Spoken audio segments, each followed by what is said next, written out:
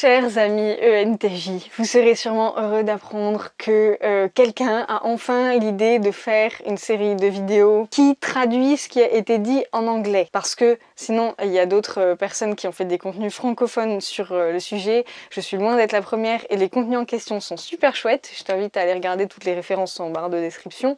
Mais c'est vrai que pour l'instant, personne n'a traduit tout ce qui se fait en anglais et du coup, il me semble que c'est relativement pertinent de le faire pour toutes les personnes qui ne parlent pas anglais et qui aimeraient bien comprendre un peu plus les théories du MBTI sur les fonctions cognitives et tout ce gros bordel. Dans cette vidéo, moi je vais me consacrer à votre type en particulier. Je vais décrire comment les 4 fonctions principales de votre type interagissent ensemble. Donc ça va rester un petit peu beaucoup un stéréotype. Je sais que vous n'êtes pas que ça. Comme à chaque fois, je vais partir de la 4e fonction, donc la fonction la plus vulnérable, pour remonter jusqu'à la première. Le but de tout ça, c'est de pouvoir s'équilibrer, équilibrer la 3e fonction avec la 2e et équilibrer la 4e avec la première pour qu'à la fin, votre personnalité soit stable. C'est un truc carré, donc vous pouvez imaginer les 2 axes. Première fonction, 4e fonction, 2e fonction, 3e fonction. Hop, le truc peut tenir tout seul. Bon là je vais pas y arriver, mais tu voyez l'idée. L'idée c'est que s'il y a une fonction qui penche trop, tout le truc se casse la gueule et ça vous mène toujours au même souci. Donc si vous voulez éviter ces soucis récurrents dans votre vie, vous pouvez jeter un œil à votre axe TE-FI et NI-SE et voir en quoi ils sont déséquilibrés et en quoi vous pouvez les rééquilibrer un petit peu. La 4e, donc, c'est celle qui va nous faire le plus de misère jusqu'à ce qu'elle soit maîtrisée et donc nous apporte le plus de joie. La 3e, c'est notre enfant intérieur, donc elle reste encore un petit peu immature, mais généralement on a l'impression qu'on maîtrise à fond parce que c'est bien connu, les enfants n'ont aucune humilité, mais c'est aussi ce qui les rend rigolos. La 2e fonction, c'est notre fonction responsable et créatrice, et la fonction dominante, c'est un peu la fonction héros, c'est le truc dans lequel on va s'investir à fond. On sera constamment comme ça en fait, ce sera le truc qui vraiment nous caractérise aux yeux des gens. C'est le truc qui va venir sauver le game quand toutes les autres fonctions auront lâché l'affaire et feront de la merde. Parce qu'on le sait, même pour des personnes qui ont des vies bien organisées et bien remplies, il y a toujours une part de choses fondamentalement chaotiques dans le réel. Et votre fonction héros est là pour réussir à quand même gérer le truc et aller au bout de ce qu'il y a à faire. En tout cas, plus facilement que la plupart des gens. Ne commencez pas à me sortir tous vos échecs pour faire preuve d'humilité. Ce n'est pas le moment de faire ça. Je commence avec la fonction FI en 4e position. FI, c'est le truc qui va vous permettre de prendre des décisions en fonction de vos valeurs personnelles. Ce qui n'arrive pas très souvent, permettez-moi de le dire. Et non, ça n'est pas un truc dont on a à avoir honte en fait. Ne complexez pas de ça. On a toujours les qualités de nos défauts. Donc ce déséquilibre-là, c'est aussi ce qui permet de faire ressortir le meilleur en vous, le fait que vous écoutez vraiment les opinions des autres et que vous agissez en fonction et que vous êtes toujours là pour donner un coup de main quand quelqu'un vous le demande. Vous êtes toujours là à essayer de vous rendre utile. Donc oui, forcément, ça vous oblige un petit peu à réprimer cette fonction FI, donc vos sentiments personnels à propos des situations. Pour vous, c'est compliqué d'en prendre conscience.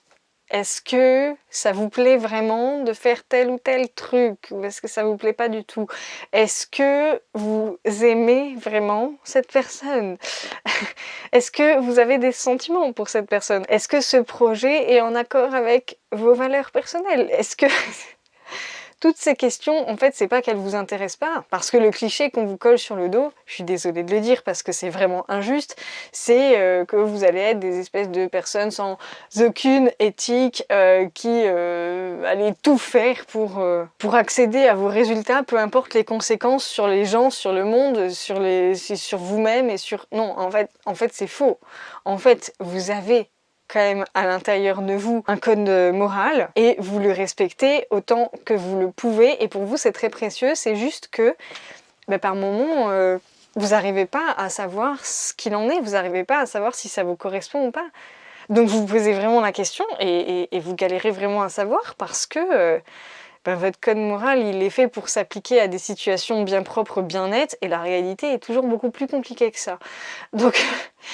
Donc le temps de réussir à prendre toute la réalité et de la jauger grâce à votre code moral personnel, oui, forcément, vous allez peut-être faire 2 ou 3 trucs qui, en fait, ne vous ressemblent pas vraiment, mais c'est parce qu'il faut bien que les choses avancent. Mais il y a quand même un côté profondément humain en vous qui va pouvoir voir en quoi les autres sont pertinents, en quoi ils sont compétents, en quoi ils sont fiables, et réussir du coup à leur faire des suggestions qui tombent super justes et qui les aident à être beaucoup plus, successful dans leur vie. Parce que c'est tout ce que vous voulez pour les gens, qu'ils soient tous successful, quoi. Bon, mais ça, c'est vraiment au fond de vous, dans votre petit cœur tout mou, le truc, dont vous êtes fier, mais que vous avez du mal peut-être à mettre en valeur par vous-même. Donc c'est beaucoup plus pratique quand quelqu'un d'autre le fait pour vous. Ne me remerciez pas, c'est tout naturel. Donc non, vous n'êtes absolument pas égoïste, c'est faux. Troisième fonction SE.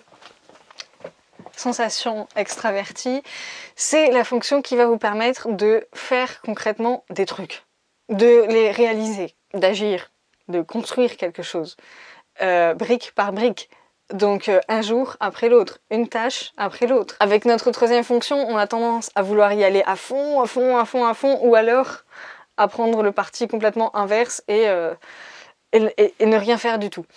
Et du coup, vous allez un peu, faire des grosses accélérations, puis tout freiner. Grosses accélérations, tout freiner. Alors ça peut être, quand je dis tout freiner, ça peut être des burn-out, mais ça peut être aussi tout simplement vous qui travaillez super dur toute la semaine et puis arrivez au week-end, vous vous bourrez la gueule comme pas possible, vous vous amusez à fond et vous ne dormez pas de la nuit et voilà. Et après, le dimanche et le lundi, vous êtes complètement fracassé et après vous reprenez la semaine de travail comme si de rien n'était, tranquille. Voilà, ça c'est votre SE en troisième position. Une fonction assez marrante à avoir en enfant intérieur parce que c'est vraiment le truc qui va vous permettre de performer au quotidien. De performer, par rapport à vos projets, par rapport à vos relations, de performer la personne que vous voulez vraiment être et que vous êtes au fond de vous et que vous avez envie que les autres le voient, que les autres sachent que vous êtes comme ça, même si vous pouvez avoir des faiblesses, mais celles-là, on va un peu les cacher. Grâce à SE, justement, on va être tout le temps dans le à fond. Faire bien partie du monde, être au cœur de l'action. Mais ça ne veut pas dire que vous n'avez pas un côté aussi profondément introverti et qui a besoin de calme pour réfléchir, pour se poser un petit peu et pour ressentir ses propres émotions et être sensible à la beauté du monde, etc. Vous avez franchement un côté comme ça assez distingué, je dirais, chez vous. Pour ça, vous pouvez dire merci à votre NI en deuxième position, donc intuition introvertie en fonction mature et créatrice. Ça veut dire qu'elle sera relativement équilibrée avec votre troisième fonction SE. Il y a un léger déséquilibre, mais ça va. Vous arrivez à taper à la fois dans l'un et dans l'autre pour bien avancer correctement. C'est pas comme l'axe de la première et de la quatrième fonction qui lui est franchement déséquilibré. Donc là, NI en deuxième position, vous l'utilisez à peu près autant que SE dont j'ai parlé juste avant. C'est juste que vous l'utilisez peut-être d'une manière un petit peu plus mature, c'est-à-dire que vous allez avoir un plan pour l'avenir, une vision pour l'avenir, mais vous n'allez pas chercher à vous plongez corps et âme dans cette vision. Le simple fait que vous soyez au courant de ce que vous voulez faire et que vous voyez la ligne à suivre, ça vous suffit. Après, vous agissez concrètement pour suivre les étapes. Votre imagination, c'est juste pour penser les étapes à l'avance et un peu les organiser correctement, quoi. Et donc, comme c'est une fonction de perception introvertie, donc une imagination tournée vers soi, c'est-à-dire qu'on récupère les infos extérieures pour qu'elles viennent former notre monde intérieur. C'est pas le cas de tout le monde et toutes les imaginations ne fonctionnent pas comme ça. La vôtre fonctionne comme ça, c'est-à-dire que vraiment vous allez récupérer un maximum d'informations, toutes les informations qui viennent, un peu comme un aspirateur géant, et ça va se combiner en vous de manière tout à fait inconsciente, et ça va ensuite vous donner le bon résultat, la bonne réponse, la bonne solution, le bon chemin, la bonne intuition sur la personne en face pour cerner un peu les gens. Ça va vous donner le bon truc parce que tout aura été bien combiné et vous aurez fait les liens en fait entre toutes les informations. Mais pour ça, ça veut dire que vous avez aussi besoin de temps seul, de temps de calme, de temps à ne rien faire et à absorber passivement. Et en fait, vous allez être relativement à l'aise avec ça. Oui, vous avez besoin d'être beaucoup dans l'action et de sentir à la fin de votre journée que vous avez un peu avancé sur vos projets, que vous aviez fait ce que vous avez prévu de faire, mais vous avez quand même des grands temps dans votre journée où vous allez regarder dans le vide, scroller sur votre portable, apprécier simplement d'écouter les gens parler sans forcément participer. C'est pas comme ça qu'on vous présente souvent dans le cliché des stéréotypes MBTI, tout ça. Mais vous êtes des vraies personnes et pour faire tous ces trucs qu'on dit de vous, leadership et machin, et voir toutes les choses du dessus et prendre rapidement des décisions, etc. En fait, vous avez vraiment besoin de NI et c'est lui qui va un peu travailler en coulisses. C'est-à-dire que, ouais, ok, peut-être quand vous arrivez sur votre lieu de travail ou en cours ou je sais pas, auprès de votre groupe de potes, vous êtes là et ah c'est bon, vous êtes frais, dispo et vous parlez et vous faites des trucs, mais de temps en temps, vous avez quand même besoin de vous rapatrier aux toilettes pour le silence. Le silence, le rien, plus rien. Je ne veux plus rien entendre, je veux juste ne penser à rien et laisser les choses se faire en arrière-plan de mon esprit, que vous soyez au courant ou pas, c'est ça qui se fait. Hein. Hop, comme ça, 5 minutes. Et après, hop, c'est bon, on est reparti. Et vous avez quand même vachement besoin de ce genre de choses.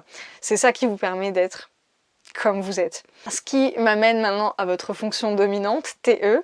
C'est une fonction que j'ai énormément de mal à comprendre, ou en fait, je la comprends intellectuellement, mais il m'est impossible de me mettre à votre place pour imaginer ce qu'il en est.